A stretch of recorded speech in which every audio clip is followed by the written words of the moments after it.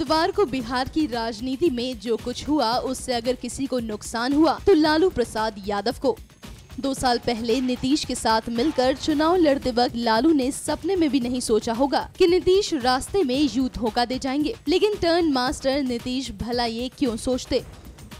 नीतीश को आरजेडी के साथ सरकार नहीं चलानी थी तो हाथ पीछे खींचकर बीजेपी से हाथ मिला लिया और लालू को ऐसी राह पर खड़ा कर दिया जहां से कोई मंजिल दिखाई नहीं देती। चारा घोटाले में दोषी पाए जाने के बाद लालू पहले ही राजनीतिक वनवास पर हैं और अब बेटों के सहारे राजनीति करने का उनका सपना भी बिखरता हुआ नजर आ रहा है। नीतीश के एक झटके ने लालू के वर्तमान और भविष्य दोनों की योजनाओं को चूर चूर कर दिया है। निराशा में लालू नीतीश पर निशाना जरूर साध रहे हैं, लेकिन मालूम उन्हें भी होगा बुधवार को नीतीश ने वक्त को बदल दिया है, लिहाजा अब उनकी बात का कोई मतलब नहीं निकलता। अब सवाल लालू के राजनीतिक भविष्य का। चारा घोटाले में दोषी पाए जाने के बाद लालू यादव का सारा जोर दोनों बेटों की राजनीति पर है।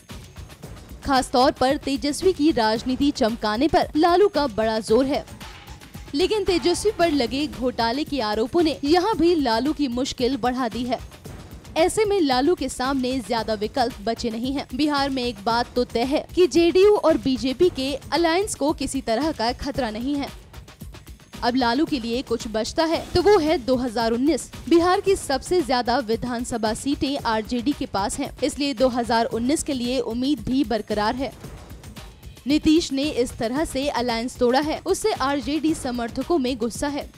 अब लालू की कोशिश इसी गुस्से के सहारे 2019 की तरफ बढ़ने की होगी। हालांकि 2019 आते आते बहुत सारे राजनीतिक समीकरण बदलेंगे। ऐसे में देखना ये होगा कि लालू इन सब में खुद के लिए क्या रास्ता निकालते हैं।